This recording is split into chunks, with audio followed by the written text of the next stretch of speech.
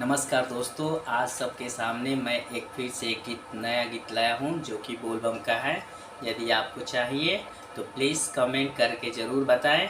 अगर गाना अच्छा लगे तो प्लीज़ लाइक और सब्सक्राइब ज़रूर करें। Thank you. गाना शुरू करने जा रहा हूँ। आइल सावन बाटे धाम पावन बाटे चले के साथ बाटे बोलबम के बात बाटे हे राजा जी। आइल सावन बाटे धाम पावन बाटे चले के साथ बाटे बोलबम के बात बाटे। बाबा भूले दानी हैया घरदानी के महिमा बा बहुते अपार। आई बाबा भूले दानी हैया घरदानी के महिमा बा बहुते अपार।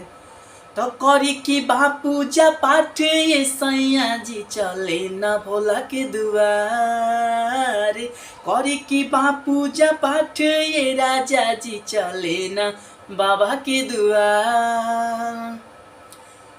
अंतरा है जाई बाजारे सैया ले लेब कवारिया हमारो के ले लेब एगो गेरुए रंग के साड़िया।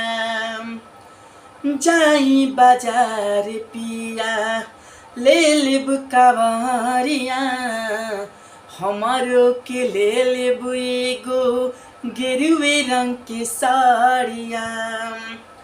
चूड़िया कंगनवा बिंदिया टिकुलिया ले लेब सब सिंगार। और चूड़िया कंगनवा बिंदिया टिकुलिया ले लेब सब सिंगार। तो करी की बापू जा पाठ सैया जी चले ना बाबा के दुआर। करी की बापू जा पाठ ये राजा जी चले ना भोला के दुआर।